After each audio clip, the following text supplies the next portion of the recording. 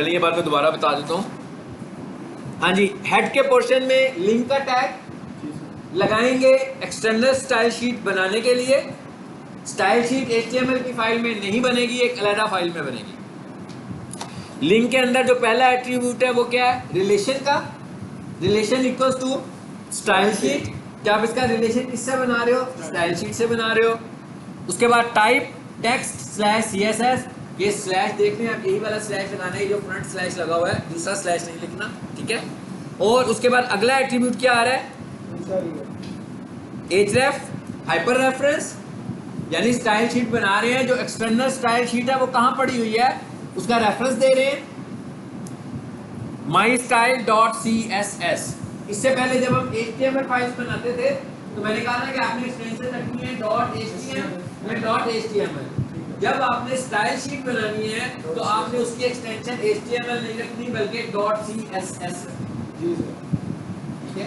जब आपने external style sheet बनानी है, यानी कि सारा वही कोड जो आप हेड में लिख रहे थे आपने एक फाइल में जाके लिख देना, और उसको जब सेव करना है नाम जो मर्जी रख ले, एक्सटेंशन क्या रखेंगे .html नहीं बल्कि .css। क्लियर हो गई बात? चलो, इसका मतलब क्या हुआ कि आप इस फाइल ने बेसिकली स्टाइल्स कहां से उठाना है, किस फाइल से उठाना है इसने। सो अगर mystyle.css की फाइल बनी नहीं हुई तो इसके ऊपर तो कोई स्टाइल नहीं आएगा। हमें एक और फाइल बनानी है जिसका नाम होगा mystyle.css। ओके, आ जाए, सेम फोल्डर में रखनी है। ये तो एक बात आप लोगों को अंडरस्टूड होनी चाहिए कि जब हम HTML की वेबसाइट अपनी कोई बना रहे हैं, ठीक है, तो आपका एक मेन फोल्डर होना चाहिए जिसके अंदर सब कुछ रखोगे। जब आप एक प्रोफेशनल वेबसाइट बनाते हो तो उसमें एक इमेजेस का फोल्डर होता है, उसके अंदर सारी तस्वीरें रखते हो, ठीक है। वेबसाइट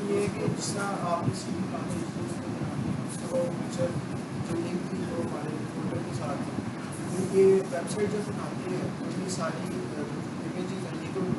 वेबसाइट से लिंक की जाती है।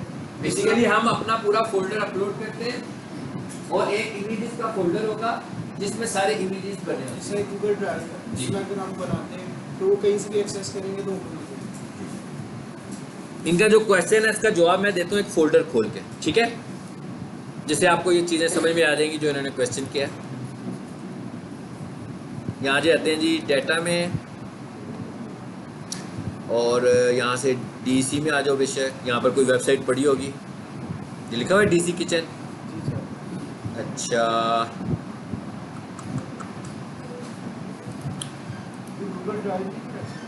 नहीं गूगल ड्राइव को जरा छोड़ दें थोड़ी देर के लिए, ठीक है।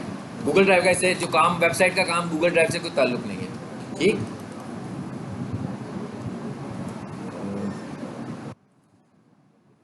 स्टार्स अकेडमी में चले जाते हैं, यहाँ पर वेबसाइट होगी शायद।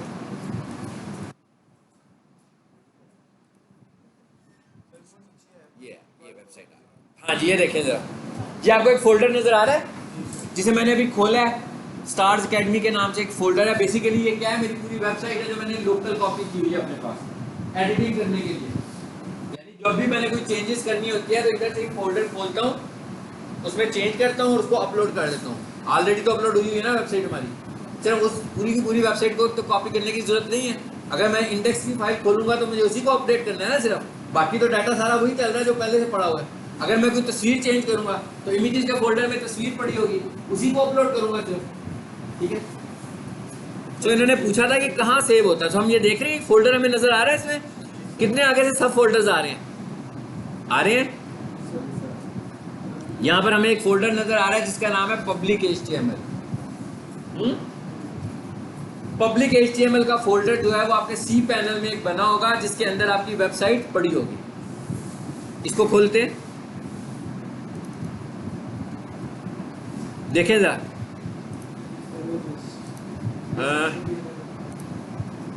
आगे से मजीद फोल्डर नजर आने शुरू हो गए। ये देखें, ये कौन सा फोल्डर है, ये CSS का फोल्डर है, यानी जितनी भी एक्सटर्नल स्टाइल शीट्स हैं वो सारी इस फोल्डर में पड़ी हुई हैं, ठीक है। हमने अगर स्टाइल चेंज करना होगा तो मैं इधर से फाइल को खोलूंगा, चेंज करूंगा और वेबसाइट पर जाकर दोबारा से अपलोड कर दूंगा। जी आ रही है, कितनी सारी फाइल्स हैं, जो इस वेबसाइट से रिलेटेड है। यही आपको सिखाया कि आप किसी का स्टाइल खोलें तो आपको कुछ थोड़ा बहुत उसमें समझ आ जाएगा उसने स्टाइल बनाया क्या हुआ है। अगर आपको चेंज करवाना हो तो आप डेवलपर से कह सकते हैं कि भाई इसमें कहाँ पे चेंज होना है। वापस आते हैं, यहाँ पर कोई इमेजेस का फोल्डर भी होगा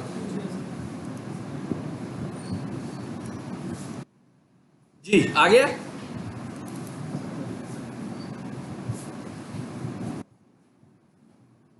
देख रहे हैं आगे, ये वो लोकेशन है वेबसाइट के ऊपर जहां पर तस्वीरें पड़ी हुई हैं। अब मैंने जब भी तस्वीरों में कोई चेंज करनी है, ठीक है ना, मिसाल के तौर पर एक इमेज है जिसके ऊपर मोबाइल नंबर आ रहा है इदारे का और बाद में पता लगा ये चेंज कर देना, कोई और कर देना, तो मैं उसकी फाइल को डाउनलोड करूंगा, उसका इमेज रीडिजाइन करूंगा, वो इस फोल्डर के अंदर जाकर उसे दोबारा से अपलोड करूंगा। ठीक हो गया, क्लियर हो गया। आपकी वेबसाइट गूगल ड्राइव पे नहीं है, सेव ये याद रखना है। आपकी वेबसाइट वहां पर है जहां आपने होस्टिंग बाय की हुई है। जिस जगह की आपके पास होस्टिंग है उसके सी पैनल के ऊपर आपने अपनी वेबसाइट का फोल्डर अपलोड किया हुआ है और आपने वहीं से डाउनलोड करके अपने लोकल सिस्टम पे लाना है, चेंजेस करनी है, चेंजेस करने के बाद उसी जगह पर आपने उसको दोबारा से अपलोड कर देना है। चलें जी, वापस आ जाए जहां से हम गए थे। जी ऐसे ही होगा, वापस आ जाए।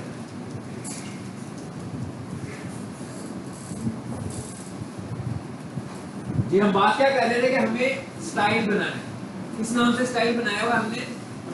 इसका मतलब ये हुआ कि इस रेफरेंस से अगर हम देखें तो हमारे स्टाइल का यही नाम होना चाहिए। अगर हमने इसका कोई और नाम रखना है फाइल का जो अभी नहीं बनी या बनी हुई है तो हमें पहले उस फाइल का नाम भी चेंज करना पड़ेगा। तो फिलहाल हम सपोज कर रहे हैं जी हमारी जो स्टाइल की फाइल है उसका क्या नाम है, mystyle.css। आ जाते हैं वापस, जरा देखते हैं इस नाम की कोई फाइल पड़ी है।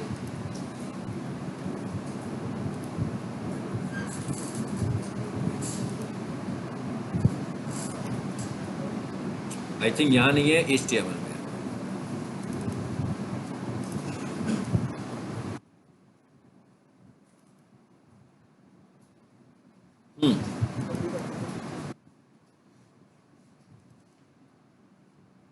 हाँ जी देखें जरा, यहाँ पर माई स्टाइल के नाम से एक फाइल नजर आ रही है आपको।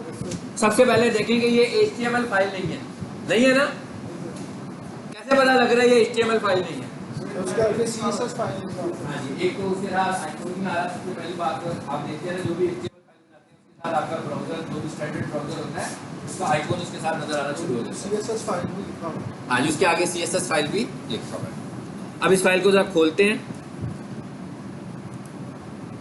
जरा इसको देखें ये कैसे बनी हुई है। मैं इसके कोड को जरा एक दफा गो थ्रू करें कि इसमें मैंने कैसे टाइपिंग की हुई है।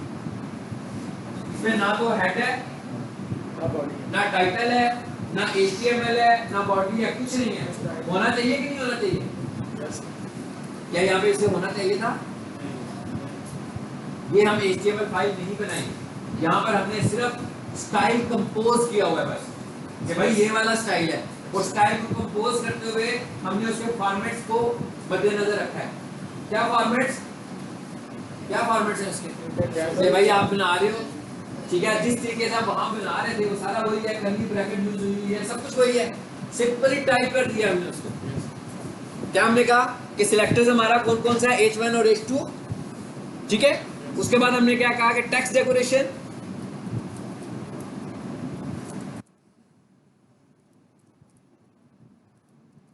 ये बिल्कुल साथ जुड़ा हुआ नजर नहीं आ रहा, तो मैंने कहा इसको लहरा कर दूंगा।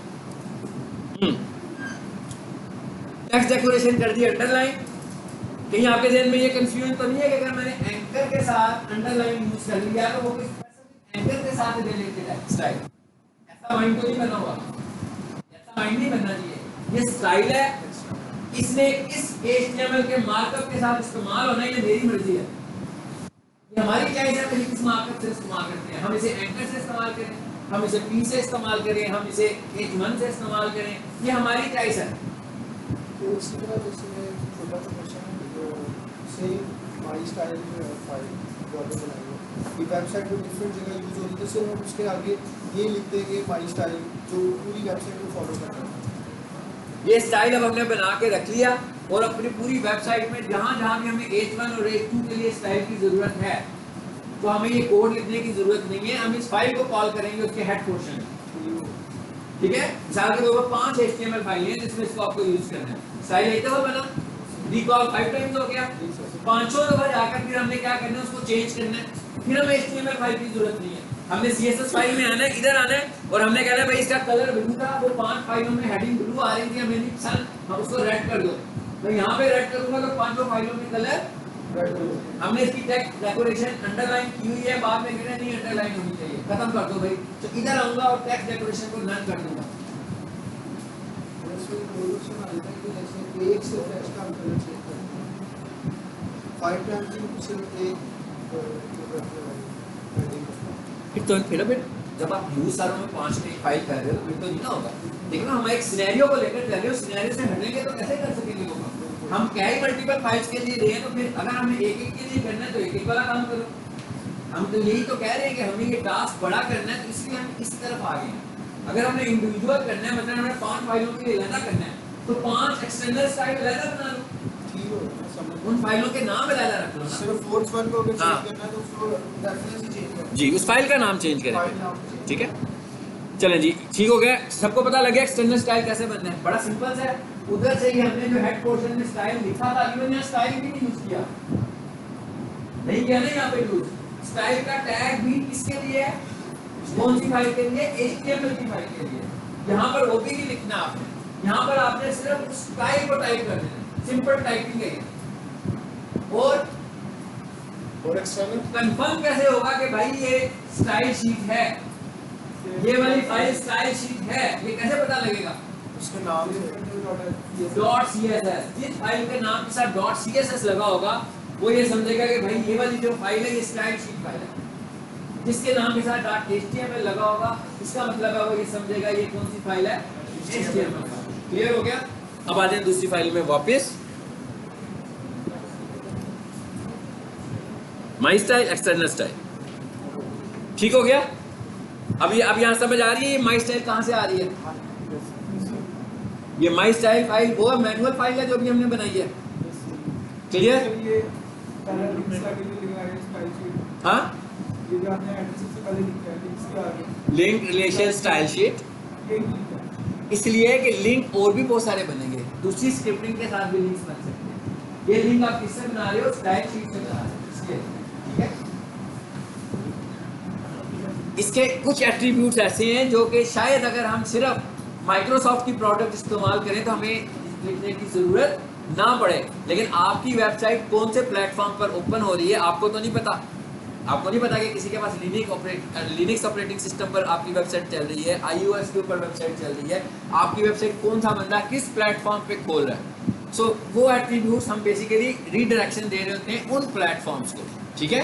सो इसलिए हमने ये ज़रूर लिखना है रिलेशन, तो लाजमी लिखना है कि रिलेशन किससे बन रहा है? स्टाइल शीट से। टाइप जो है ना, ये मैंने बताया था कि ये ऑप्शनल सा है, अगर हम अभी ना भी लिखेंगे तो ये काम आपका हो जाएगा, ठीक है। हाँ जी जी, क्या बोला आपने?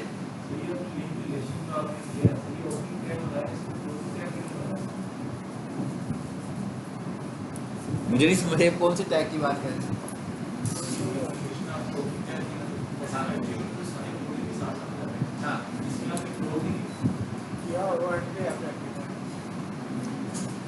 लिंक कितनी दफा बन सकता है? आपको कौन सा टैग लग रहा है?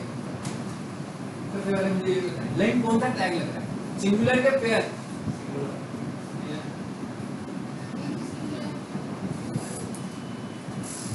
लिंक सिंगुलर है ना, लिंक को रेफरेंस दे दिया तो बस बन गया। ऐसा तो नहीं है कि इसके नीचे को खास काम ये करने लगा हो। हाँ, अगर इसी फाइल के अंदर 10 फाइल लगे होते हैं, 10 टाइल्स लगे होते हैं ना, सो आपको फिर भी इसे क्लोज करने की जरूरत नहीं, फिर भी ये सिंगुलर ही रहना था।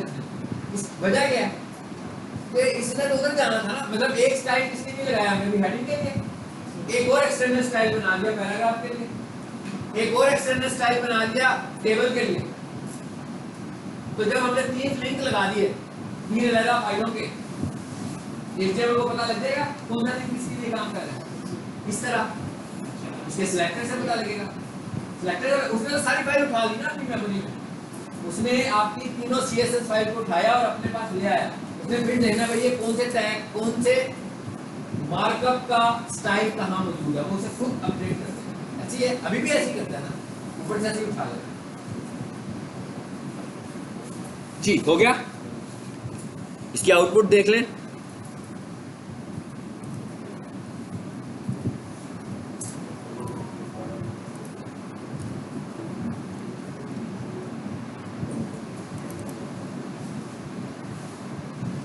जी यही है। अब अगर मैं चाहूं कि ये ब्लू की बजाय रेड हो जाए तो HTML फाइल में चेंज करेंगे कि CSS में चेंज करेंगे? CSS की फाइल में जाकर हमें बार-बार अपनी HTML फाइल खोलने की जरूरत नहीं। ये पर्पस है एक्सटर्नल स्टाइल शीट, ठीक है। अभी मैंने इसमें कोई पैराग्राफ नहीं लिखा, अगर मैं इसमें एक पैराग्राफ भी लिख दूं और कहूं कि भाई मेरा पैराग्राफ लेफ्ट अलाइन कर दो, ये उसका फॉन्ट साइज होना चाहिए, ठीक है। उसको अंडरलाइन करना हो तो अंडरलाइन भी कर दो, उसका राइटिंग स्टाइल चेंज करना हो तो उसका फॉन्ट फेस भी चेंज कर दूं। तो एक और स्टाइल शीट बनाऊंगा, उसमें ये सारा स्टाइल सेव करूंगा और उसको भी इसमें लिंक में कॉल करूंगा, एक नए लिंक के साथ उसको भी कॉल करूंगा। अब अगर आगे जो लिंक वाली लाइन है अपनी फाइल में 10 दफा लिख देते हो तो उसका क्या मतलब होगा कि 10 अलग-अलग स्टाइल फिट कर रहे हो, ऐसी है। और ये भी कर सकते हो कि जरूरी नहीं है अलग-अलग करो, आप एक ही CSS में भी सारे काम कर सकते हो ना, एक में भी कर सकते हैं ना, चाहे तो एक में कर ले, चाहे तो चलो खत्म हो गया ये टॉपिक, ठीक है जी।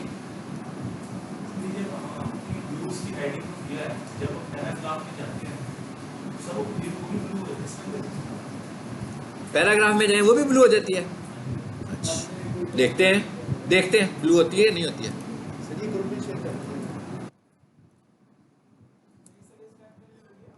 एक मिनट, उनको जिनका क्वेश्चन है उनका सवाल का जवाब तभी मिलेगा ना जब स्क्रीन पे कुछ देखेंगे, तो ऐसे नहीं सवाल का जवाब मिलेगा, ठीक है। उन्हें आउटपुट मिलेगी तो फिर उनको समझ में आ जाएगी ना, फिर उनके समझ में आएगा ये क्यों है, उनको वजह भी समझ में आएगी, इस तरह वजह नहीं समझ में आएगी। अभी मैं एक बात कर रहा हूँ, अभी ज़रा वेट करें, अगला क्वेश्चन करने से पहले ज़रा थोड़ा सा वेट करें।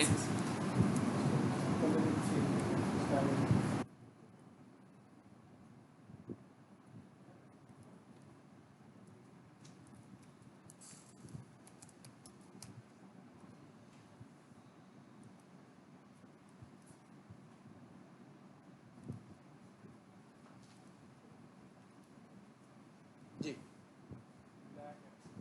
चेंज हो गया, नहीं आया ना, कॉपी नहीं हुआ। आपके सवाल का जवाब मिला?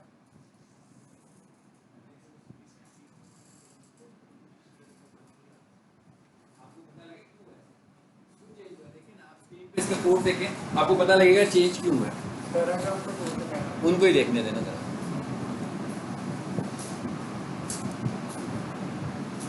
दूसरी फाइल ये थी, ये रिस्पॉन्सिबल है, मैं क्या उसका रिस्पॉन्सिबल ये वाला टैग है जो आपने नहीं लिखा हुआ पैराग्राफ से पहले, ठीक है।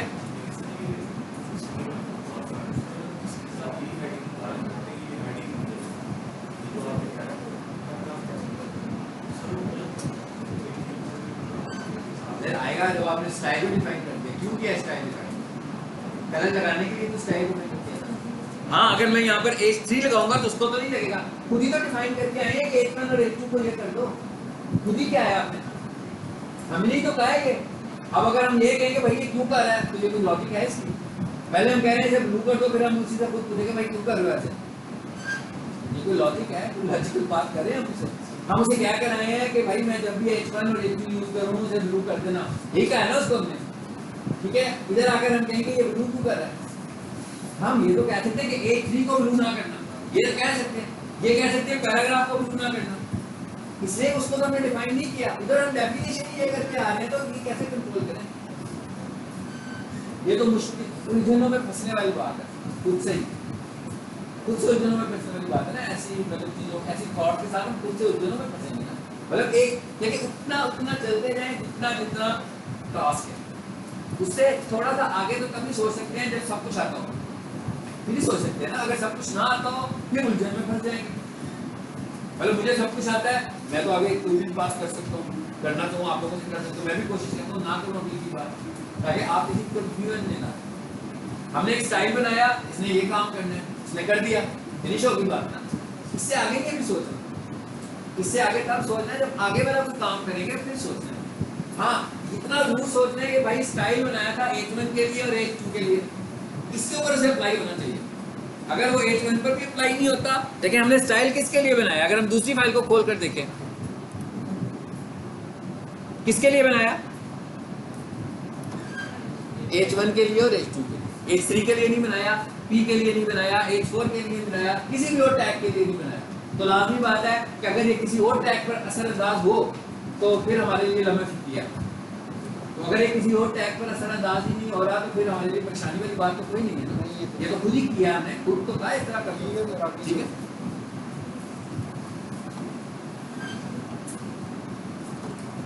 चलें जी, ये हो गया हमारा एक टॉपिक और, आगे चलते हैं। ये हमने क्या पढ़ा भला? जी बिल्कुल करेंगे, 1 घंटा, अभी तो 1.5 घंटा पड़ा हुआ आपका, ठीक है। वापस आ जाएं। ये मैंने कुछ स्टाइल शीट को आज कोशिश करनी है कि हम अगले लेक्चर में स्टाइल शीट ना, ठीक है, थोड़ी सी स्पीड को बढ़ाएं। मैंने ये इसमें जितनी फाइलें नजर आ रही हैं ये मैंने सारी करवानी है, ठीक है। तो टाइम हमारा सिर्फ उस वक्त बढ़ता है जब हम इररेलेवेंट हो जाते हैं, सिर्फ उस वक्त बढ़ता है। इररेलेवेंट नहीं होंगे तो ज़्यादा लर्न कर लेंगे, इररेलेवेंट होंगे तो कम लर्न करेंगे, ठीक है। और कोशिश करनी चाहिए कि क्वेश्चन प्रैक्टिस करने के बाद जनरेट हो। अगर क्लासरूम में क्वेश्चन जनरेट होंगे तो उसका कोई फायदा नहीं। प्रैक्टिस करने के बाद इसको क्वेश्चन जनरेट हो, आपको सबको पता है कि आप ग्रुप में मुझे मैसेज करते हैं, मैं आपको उसी वक्त जवाब देता हूँ, आपका आंसर। प्रैक्टिस करने के बाद क्वेश्चन जनरेट करें, उसका आपको फायदा होगा, ठीक है जी। आगे आ जाते हैं जी, इनलाइन स्टाइल क्या होता है। इन फाइलों को मैं बंद कर देता हूँ, बाद में इन्हें कॉपी करेंगे।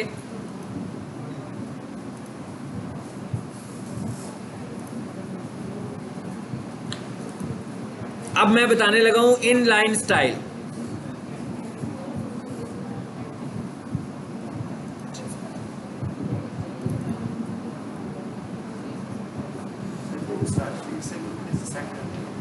कुछ हो, सब कुछ आ जाएगा, यही करके अभी क्लास वाइंड अप करेंगे फिर उसको भी करेंगे जी। नो स्टाइल शीट है ना, अगर नो स्टाइल का टैग, स्टाइल का टैग है इसमें कहीं अलग से नहीं है। एक्सटेंडेड स्टाइल शीट है नहीं है, उसके बावजूद स्टाइल है कि नहीं है स्टाइल, टैग में स्टाइल यूज किया हम लोगों ने। इसका क्या मतलब हुआ, ये हमारा ये जो फॉर्मेट है इसे बोलते हैं इनलाइन स्टाइल।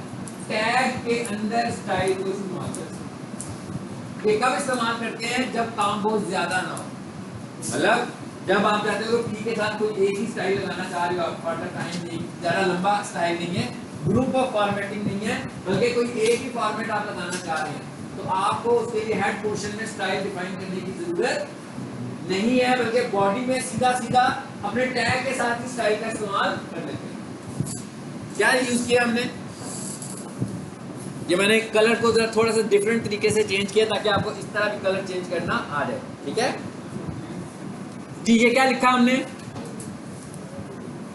आप देख रहे हैं इसमें कुछ नहीं है ना, तो इसमें हेड पोर्शन में मैंने जाकर स्टाइल का टैग यूज किया है, ना हमने हेड पोर्शन में जाकर लिंक यूज किया है, बल्कि हमने क्या किया है, हम कह रहे हैं हम बॉडी में मार्कअप यूज कर रहे हैं और उस मार्कअप का फॉर्मेट चेंज करना है यूजिंग स्टाइल।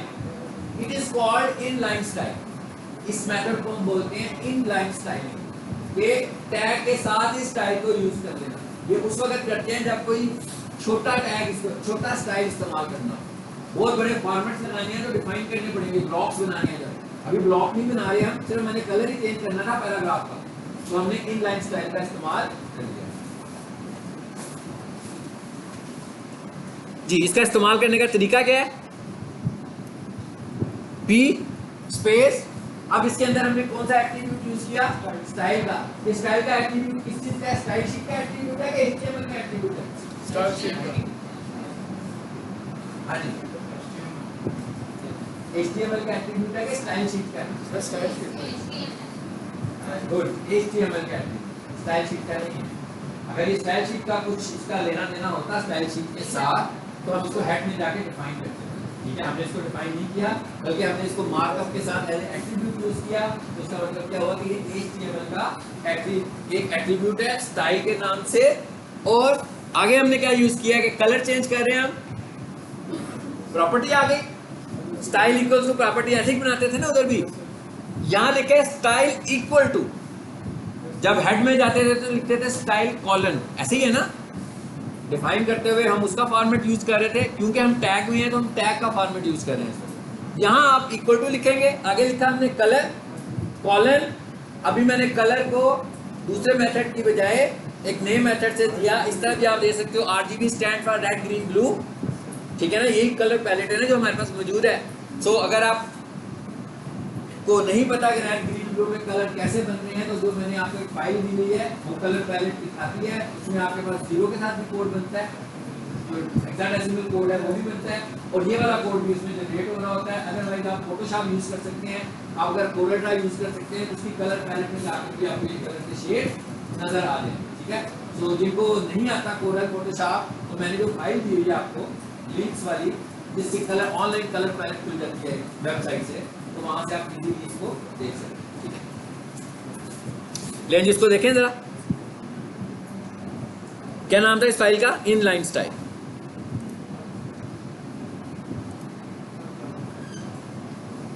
ये वाली फाइल है।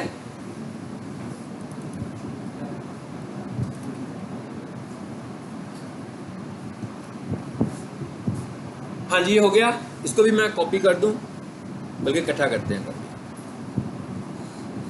आगे इनलाइन स्टाइल नजर आपको, ये हमने स्टाइल शीट यूज की है, डायरेक्ट यूज की है, ना तो हेड में डिफाइन किया है, ना एक्सटर्नली डिफाइन किया है, बल्कि टैग के अंदर इसका इस्तेमाल कर लिया स्टाइल इक्वल टू के साथ। ओके, तो आपने जितनी प्रैक्टिस किया है, कोशिश करनी है कि इनलाइन स्टाइलिंग भी उनके साथ करके देखिएगा, जो कुछ हमने किया हुआ है। आप काइंडली इसका ना मुझसे क्वेश्चन कीजिएगा तो क्या होगा, ये करके देखना है, फिर मुझे बताइएगा ग्रुप में क्या हुआ, और अगर आपकी लॉजिकली आपको कुछ समझ में नहीं आया तो वो भी मुझे बताइएगा कि मुझे ये बात समझ में नहीं आई। ठीक, आगे चलते हैं।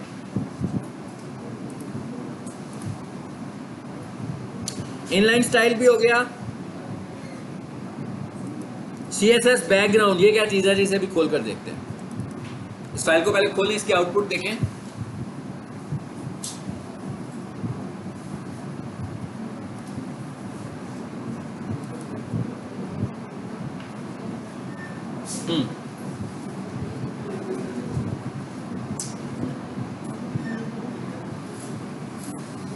कुछ आया कि नहीं आया?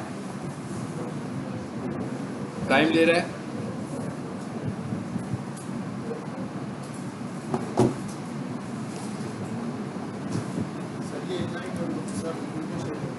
जी मैं कर जब क्लास में वाइंड अप करने थे, फिर सब कुछ करेंगे। हाँ जी। अच्छा, पहली चीज ये कि बैकग्राउंड से आपने ये कंसेप्ट नहीं लेना है कि पेज के बैकग्राउंड की बात हो रही है। हाँ, पेज के बैकग्राउंड की बात भी हो सकती है, और किसी मार्कअप के बैकग्राउंड की बात भी हो सकती है। मतलब पैराग्राफ का टैग लगाया हुआ है, हम उसका बैकग्राउंड भी चेंज कर सकते हैं। H1 का टैग लगाया हुआ है, हम उसका बैकग्राउंड भी चेंज कर सकते हैं। मतलब जितने हिस्से में H1 का टैग आ रहा है, उतने हिस्से का बैकग्राउंड चेंज करें। तो ये बेसिकली हमने क्या किया हुआ है, एक पैराग्राफ का बैकग्राउंड चेंज किया हुआ है। जरा देखते हैं कैसे किया हुआ है।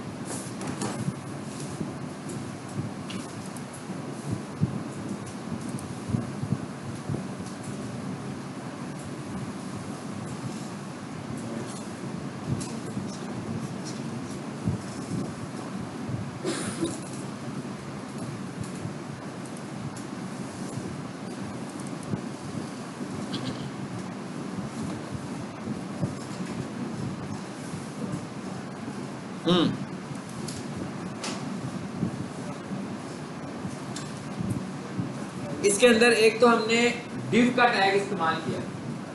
div मैंने उसकी पहले भी बताया था कि पेज के ऊपर अगर आप लोगों ने सेक्शंस बनाने हो, ठीक है, जैसे फ्रेम्स बने होते हैं ना, डिफरेंट फ्रेम्स बने होते हैं, तो अगर आप पेज को अच्छे तरीके से सेक्शंस में डिवाइड करना चाह रहे हैं तो हम div का टैग इस्तेमाल करें।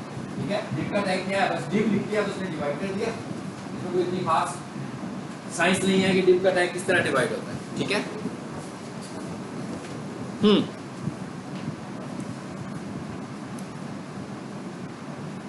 सबसे पहले तो ये समझें जरा, सबसे पहले ये मैं बॉडी में ले आया हूं आपको, ताकि आपने जो मुझसे क्वेश्चन करने हैं उसका जवाब आपको पहले मिल जाए। हाँ जी, ये div जो है ये स्टाइल शीट है, ये स्टाइल है div, ये मार्कअप है। चलिए सबसे पहले ये कंफ्यूजन खत्म कर लेंगे, ये मार्कअप। ओके, ताकि किसी ने अगर ये क्वेश्चन मुझसे करना था उसे पहले क्लियर हो जाए कि भाई ये मार्कअप है जिसको मैंने बॉडी में इस्तेमाल किया हुआ है, ऐसे ही है ना। अब हमने ऊपर क्या किया, इस मार्कअप के लिए कुछ फॉर्मेट डिफाइन कर दिया।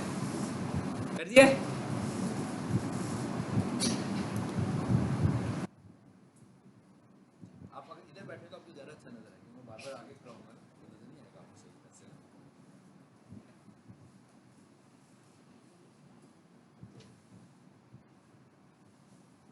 इसके अंदर 2-3 चीजें आई हैं। सबसे पहले तो डबल स्लैश देखने लगा हुआ है, इसका क्या मतलब है, क्या किया उस लाइन को मैंने रोका हुआ है, यानी उस लाइन को मैंने फोर्सफुली रोका है कि इसने एग्जीक्यूट नहीं होना स्टाइल में, ऐसे ही है ना।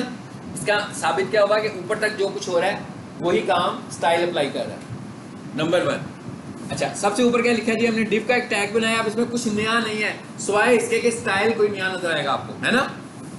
सिर्फ स्टाइल ही नया नजर आ रहा है, बनाने का तरीका बिल्कुल सेम है। पहले हम H1 के साथ बना रहे थे, अब किसके साथ बना रहे हैं, डिव के साथ, बस और कुछ नहीं किया हमने। पैडिंग स्पेस दी है हमने 70 पिक्सल की, ओके। उसके बाद हमने क्या कहा, पैडिंग डैश टॉप, इसका मतलब क्या हुआ, पैडिंग वही बात फिर दोबारा से वापस आ गई, padding dash top left right bottom, हो गई हर तरफ से स्पेस। और सिंपल पैडिंग, इसका क्या मतलब होगा, चारों साइडों से, गुड। अगर सिंपली पैडिंग लिखेंगे तो इसका क्या मतलब होगा कि चारों तरफ से स्पेस दे देगा, और अगर इंडिविजुअल लेनी होगी तो कोई सा भी कॉर्नर पिकअप कर लें। एट्रीब्यूट कैसे बनाएंगे आप, इसका प्रॉपर्टी कैसे बनाएंगे, पैडिंग डैश, ठीक है। इसकी मोस्टली प्रॉपर्टीज जो 2 वर्ड या 2 से ज्यादा वर्ड्स पर होंगी वो डैश के साथ बनी होगी, हाइफन के साथ बनी होगी, ठीक है। अच्छा, 150 पिक्सेल्स। उसके बाद आगे क्या लिखा है हमने, बैकग्राउंड कलर है, कोई मुश्किल बात तो नहीं की। इसका मतलब किया क्या हमने, कि हमने एक स्पेसिफिक, हमें अलग से एक ब्लॉक चाहिए था, हमने डिव के साथ उसको डिफाइन किया, ये एक अलग ब्लॉक है और उसका फॉर्मेट क्या होगा वो ऊपर डिफाइन कर दिया स्टाइल, तो मुश्किल बात तो नहीं है। फिर जो ऊपर वाला हमने दिया है सिर्फ वो उसी पैडिंग को यूज करेगा, टॉप की पैडिंग यूज नहीं करेगा।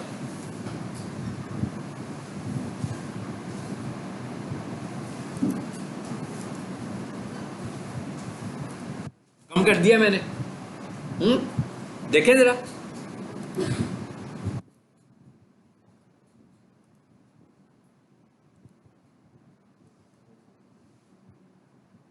खत्म हो गई टॉप पैडिंग, ऊपर से डिस्टेंस खत्म हो गया। अब बाकी के सारे तजर्बे आपने खुद करने हैं इसके, ठीक है। बहुत कुछ है ना करने के लिए, काफी सारे ऑप्शंस आपको मिल गए हमें। आ जाए वापस,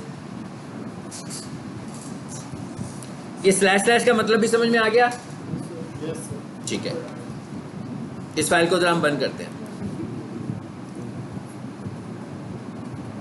इधर आ जाए जी। ये एक और फाइल बनी हुई है, जरा इसको भी खोल कर देखें, इसमें क्या है।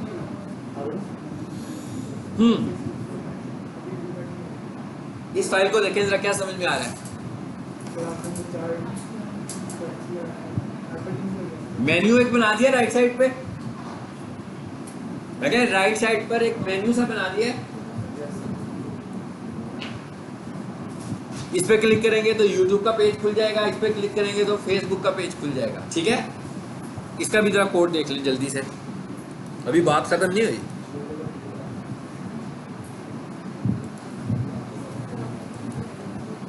दो छुट्टियां आ रही है ना, करने के लिए बहुत सारा सामान चाहिए आपको।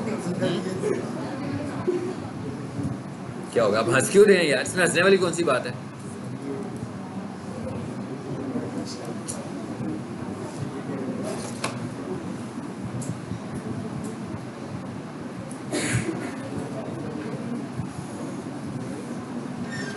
ये कौन सी फाइल खुल गई है, इसमें कुछ चेंज किया हुआ है। हाँ ठीक है, इसमें मैंने कुछ चीज़ें एक्स्ट्रा भी लगाई है ना, कलर चेंज शायद लगाए हुए हैं इस पर, देखो जरा मैंने क्या किया हुआ है। सिर्फ एक ही लगाया हुआ, इसको मैं बेशक निकाल भी दूंगा तो कोई बात नहीं है। कहाँ तक है स्टाइल, ए कॉलन विजिटेड कलर, ओके इधर आ जाए। एक और डिव का टैग आ गया हमारे पास, सेम वही प्रैक्टिस है, सेम वही वाली प्रैक्टिस है। जरा देखें इसमें क्या एक्स्ट्रा लग रहा है। पैडिंग 70 पिक्सल चल रही है कि रुकी हुई है, रुकी हुई है ना। ये कौन सी पैडिंग रोकी है हमने, कौन सी पैडिंग रोकी है? जो चारों तरफ से हम कर रहे हैं उसको रोका हुआ है। अच्छा, उसके बाद क्या कहा हमने? Padding left 1000 pixels. इसका क्या मतलब हुआ कि लेफ्ट साइड से 1000 पिक्सल्स का फासला दे दिया हमने। जरा देखें, ऐसे हुआ है। राइट साइड पे ले गया हूं ना उसको, तो जब लेफ्ट साइड से पैडिंग करूंगा तो राइट पर ही जाएगा ना वो। कंप्यूटर पकड़े, वर्ड खोलें और यूज स्पेस बार का बटन दबा दें तो कहां जाएंगे आप? राइट साइड पे जाएंगे ना। यही किया हम लोगों ने, राइट साइड पे चले गए।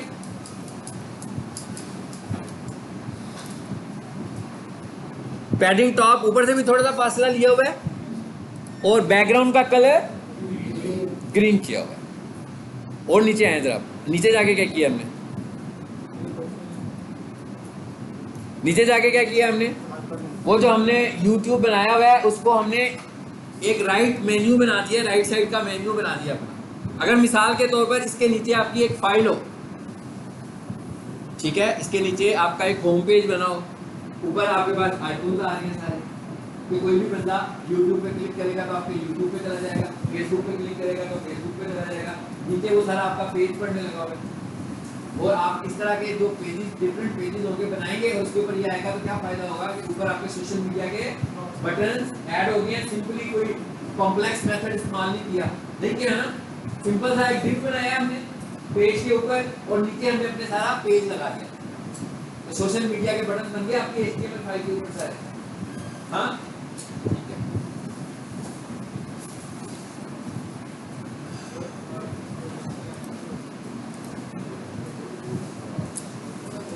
जी जी,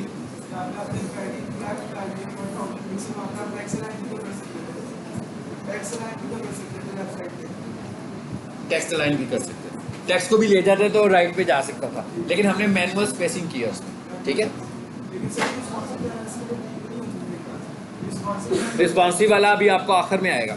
ठीक है, जो टास्क आपको मिलना है ना वो रिस्पॉन्सिव का मिलना है। आखिरी एग्जांपल मैंने आपको जो दिखानी है। ठीक है, आ जाए वापस। अभी हमने सिर्फ बेसिकली ब्लॉक किया है। हाँ, अभी हमने सिर्फ ब्लॉक बनाना सीख रहे हैं कि ब्लॉक्स कैसे बनेंगे। इसकी आपको असाइनमेंट आएगी ग्रुप के अंदर, तस्वीर भेजूंगा मैं ब्लॉक्स की ना, तो आपने खुद बनाने होंगे वो। नहीं, अभी मैं करा रहा हूँ, अभी नहीं कराया, गुजरा हुआ वक्त नहीं हुआ, अभी चल रहा है। ठीक है, अभी कुछ और चीज़ें भी हमने करनी है। ठीक है, बाद में देखते हैं। सब कुछ हो जाएगा, सब कुछ होगा, फिक्र नहीं करें, सब ग्रुप में। ये जितना फोल्डर है ना, ये सारी फाइलें आपको ग्रुप में नजर आएंगी। ठीक है, 25 तारीख जिस पे लिखा हुआ है ना, ये बल्कि मैं खोल कर दिखा दूंगा उसमें, ताकि किसी का अगर एडिटर ना हो तो उसको कोड सीधा सीधा कोड ही नजर आएगा। मार्कअप है, स्टाइल है, बेसिकली वो हमने मार्क अपने HTML के टैग के साथ लगाया है, तो वो मार्कअप हुआ ना। HTML का टैग मार्कअप ही कहलाता है ना, मार्कअप लैंग्वेज में आता है ना वो सारा, तो वो मार्कअप हुआ, सिंपल।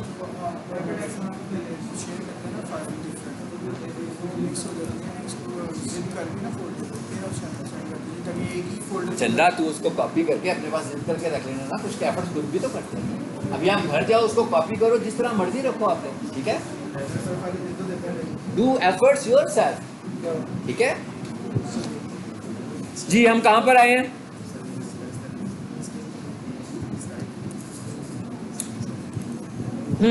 Class and ID. जरा इसे क्या हो गया है हारून, आप यहाँ क्यों आ रहे? इधर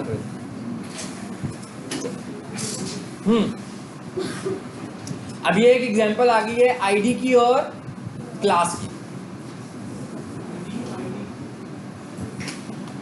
पहले हम क्या कर रहे थे, हमारे जो सिलेक्टर्स थे वो टैग्स थे, डायरेक्ट टैग्स में फॉर्मेट कर रहे थे ना।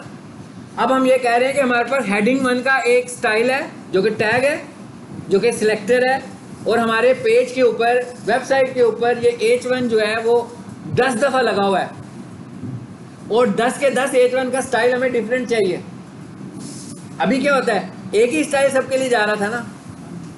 अब हम ये कह रहे हैं कि नहीं भाई, वो जो ऊपर वाला हिस्से पे जो H1 लगा हुआ है ना, वो रेड कलर का होना चाहिए और वो अंडरलाइन होना चाहिए, लेकिन 2 पैराग्राफ्स के बाद एक और हेडिंग 1 का स्टाइल आता है, उसका कलर ग्रीन हो जाना चाहिए। सो अभी तक हमने जो पढ़ा था उसमें तो ऐसे पॉसिबल नहीं था, इसलिए कि हम टैग के साथ स्टाइल जोड़ देते थे।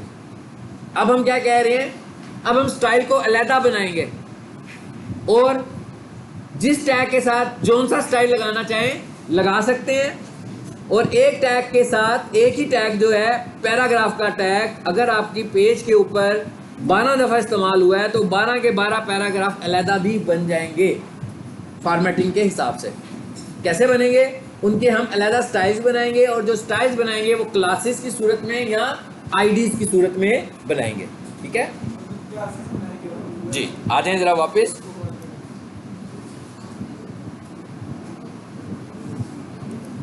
इस फाइल को जरा खोलते हैं।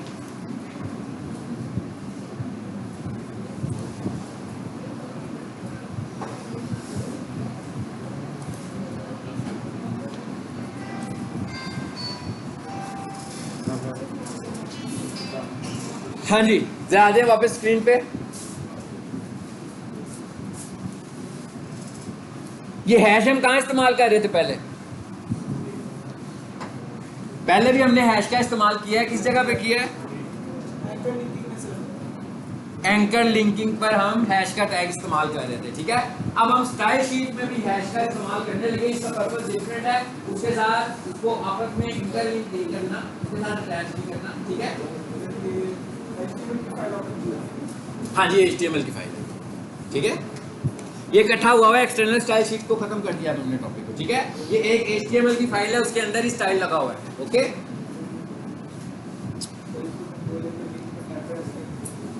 अब आप देखें, पहले ये समझ लें, एक आपको हैश लग रहा है।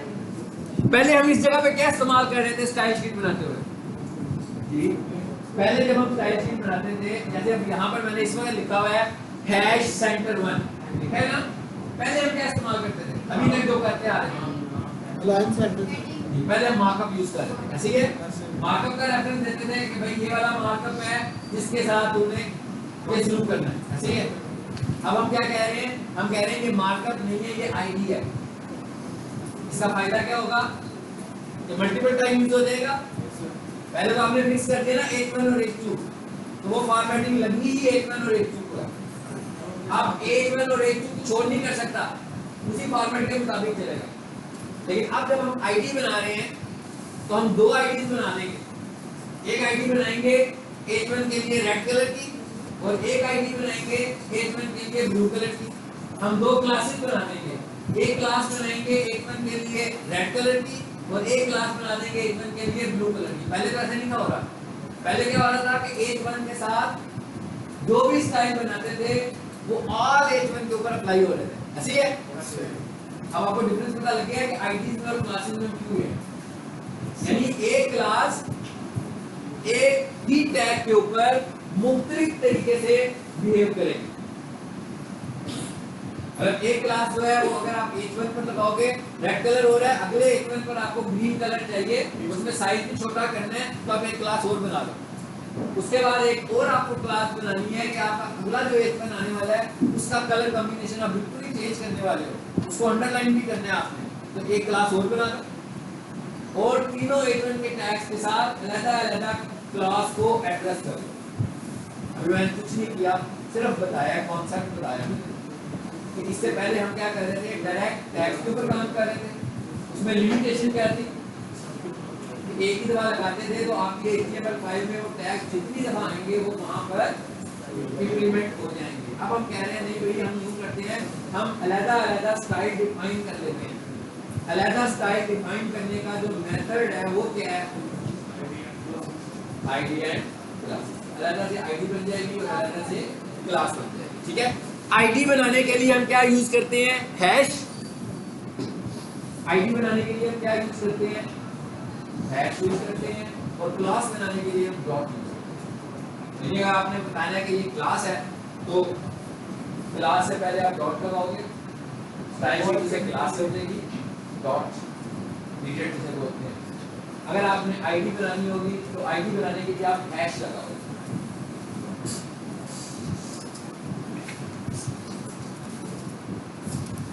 इसका मतलब क्या हुआ, हाँ जी, ये क्या है, क्लास है कि आईडी है, इस्तेमाल हो रही है कि बन रही है, बन रही है, ठीक है। नीचे आ जाए जरा, ये दो लाइनें क्या रिप्रेजेंट कर रही हैं, जल्दी से बताएं। नहीं क्लास नहीं है, इसके साथ कुछ लगाया हुआ मैंने, स्लैश स्लैश लगाया हुआ है और स्लैश टैरिक लगाया, ये दोनों क्या रिप्रेजेंट कर रहे हैं, इनको अलग से जल्दी से बता दो फिर आगे चलें। रुकी हुई क्लास है, हमारी क्लास की तरह ये वाली क्लास की तरह। हाँ जी, इसमें एक हमने सिंगल लाइन कमेंट लगाया हुआ है और एक ग्रुप या डबल लाइन कमेंट लगाया हुआ है, ठीक है। ये इसमें ऐड किया हुआ जो हमने पहले एक कॉन्सेप्ट सीखा था। चले नीचे आ जाए। अच्छा, उसके बाद ये क्या है, ये हमने एक आईडी बनाई हुई है। ये आईडी क्या कर रही है, दो काम कर रही है, सिर्फ कलर चेंज कर रही है और अलाइनमेंट कर रही है, बस दो काम कर रही है। नीचे है एक ये भी आईडी बनी हुई है, एक आईडी ये बनी हुई है, मैं बता नहीं रहा हूं, पूछ रहा हूं। नहीं ये आईडी नहीं है भाई, ये आईडी नहीं है, ये डॉट के साथ बनी है ना, तो ये क्लास है। जो हैश के साथ बनाई थी वो क्या थी, आईडी थी। जो डॉट के साथ बनाई है वो क्या है, क्लास है। ये दोनों में फर्क है।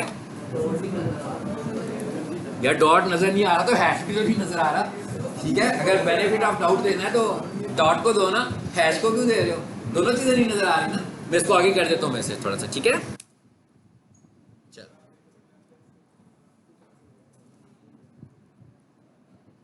चलो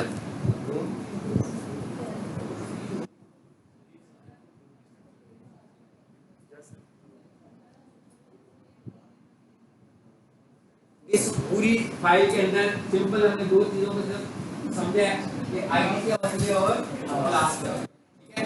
सब कुछ वही है, सिर्फ हमने सिलेक्टर चेंज कर दिया उधर से। जो पहले मार्कअप यूज करते थे उसकी जगह पर हमने आईडी लगाई है। आईडी बनाने का क्या तरीका है, हैश और उसका नाम रखें जो भी आप रखना चाहते हैं। क्लास बनाने का क्या तरीका है, डॉट और उसका नाम रखें जो भी आप रखना चाहते हैं। इस्तेमाल करने का क्या तरीका है वो भी देख लेते हैं। ये तो बनाने का तरीका हुआ ना, अब यूज कैसे करना है आपने, जी कैसे यूज कर रहे हैं।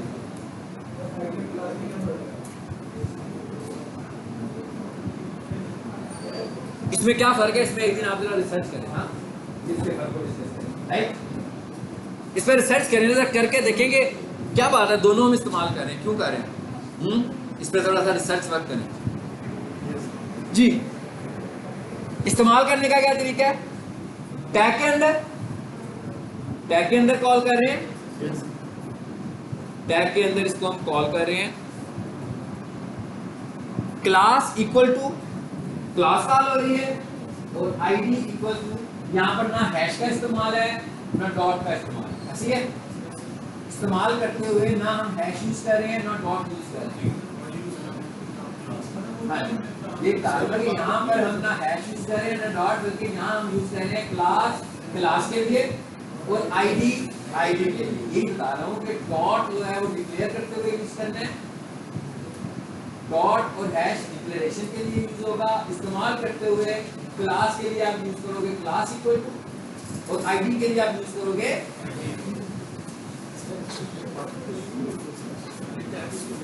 हाँ जो आपने हाईलाइट किया है टैग यूज कर सकते हैं आप, टैग मार्कअप को ही कहते हैं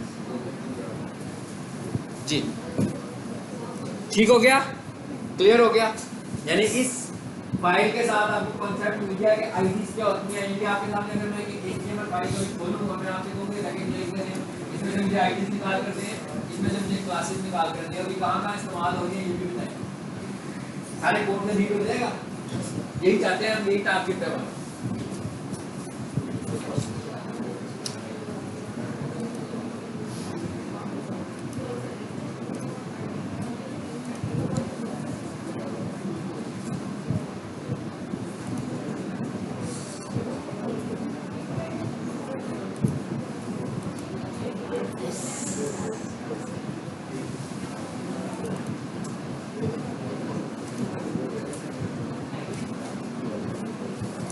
थक गए, मुझे पता लग रहा है आप सारे ना, बोल वैसे मैं रहा हूँ लेकिन थक आप गए हैं, अभी थोड़ा सा और थकना है। ठीक है, थोड़ा सा माइंड बनाए और सीखने के लिए। कुछ बनना 20 मिनट और सकते हैं नहीं।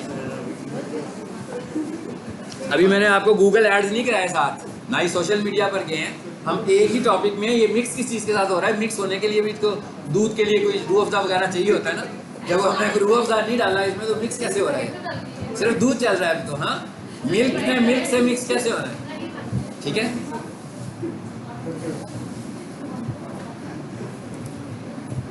बस ये आखिरी एक चीज़ करनी है, इसके बाद आपको एक चीज़ दिखानी है, तो 2 दिन आप लोगों ने जिसके साथ जरा मार्क उठाई करनी है, जिस पे आपने काम करना है। कुछ असाइनमेंट ग्रुप में आएंगी। हम एक जगह काम करते थे, एक जगह मैं काम करता था, एज ए प्रिंसिपल काम करता था। जब हम वहाँ पे अपॉइंटमेंट्स करते थे ना, तो कोई नया बंदा जब हायर करते थे तो पहले 2 से 3 दिनों में हम उससे 140% काम लेते थे। 100% नहीं लेते थे, 140%। इसकी वजह क्या होती थी पता है आपको? अगर उसने भागना है तो 2 दिनों में भाग गया है, 20 दिन ना लगाए भागने के लिए, ठीक है। तो अगर आपने से किसका भागने को कह रहा है तो बहुत अच्छा मौका है भागने का, टाइम भी है, समझ भी आ गया कि अब मिल के भागने के लिए ग्राउंड बनानी पड़ती है ना इंसान को। तो ग्राउंड में बना रहा हूँ आपके भागने के लिए अच्छी खासी, लेकिन जो बचेंगे ना बाकी वो डिजिटल मार्केटर बच जाएंगे। जो भागेगा ना, जो भागेगा वो भागेगा जिसने कुछ नहीं करना, और जिसने डिजिटल मार्केटर बनना है वो नहीं भागेगा। तो बचेंगे वो जो पीछे बच जाएंगे डिजिटल मार्केटर। तो ये भी एक तरीका होता है किसी को अंडरस्टैंड करने का, किसी को समझने का, ठीक है। आपको पता है कि मेरा पहले 4 दिनों का बिहेवियर और आज का बिहेवियर में बहुत चेंज आपको नजर आ रहा होगा। ये कि उसको चेंज होना चाहिए। अब बहुत टाइम गुजर गया है, अब आपने कुछ सीखने हैं, यहाँ पर सीखने आए हैं, कोई दोस्ती करने को नहीं आए ना, तल्लुकात बहाल करने नहीं आए मेरे से, कुछ डिजिटल मार्केटर बनने आए हो, तो उसको जिस फेज में किस तरह काम करना है वो बता रहा हूँ। उस फेज में उस स्पीड के साथ काम करेंगे तो काम होगा, ठीक है।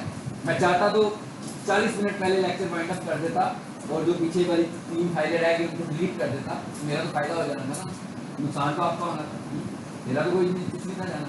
अभी मैंने आपको एक मेन्यू बनाना देना है, आपने उसको स्टडी करना है और समझना है कि ये मेन्यू कैसे बना होगा।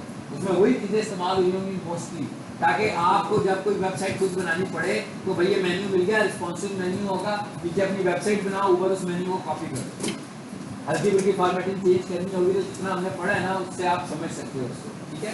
चलिए अब इसको जरा फाइंड अप करें।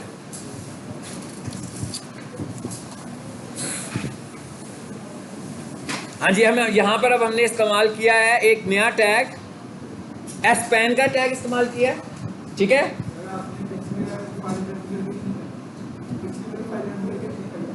नहीं किया हमने रन। अच्छा चलो जी, देख लें। क्लास और आईडी का डिफरेंस मैंने आप लोगों पे छोड़ा है, यहाँ पर हमने इसको सिर्फ यूज़ किया है। ये आपने मुझे नेक्स्ट क्लास में बताना है कि आखिर 2 चीज़ें एक ही तरह की क्यों इस्तेमाल की जा रही हैं, इसका तरीका क्या होगा, कैसे बता पाएंगे मुझे। एक फाइल बनानी है जिसमें नंबर ऑफ़ क्लासेस आपने यूज़ करनी है और नंबर ऑफ़ आईडीज़ यूज़ करने हैं और उसके बाद एनालिसिस करके मुझे बताना है। ये हम अगली क्लास में इसको डिस्कस करेंगे, ठीक है।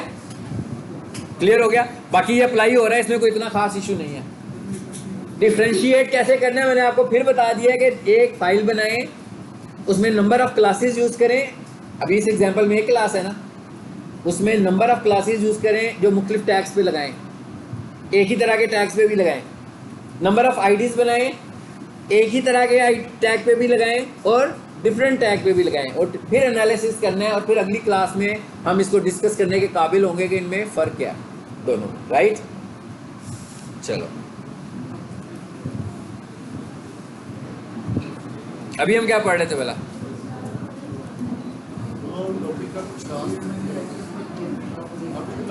वो फाइल मेरा हाल बंद हो गई। हाँ फाइल बंद हो गई। हाँ जी वो देख रहे थे लेकिन लगता है फाइल बंद हो गई है। हाँ यही है, इसका खोलना था ना।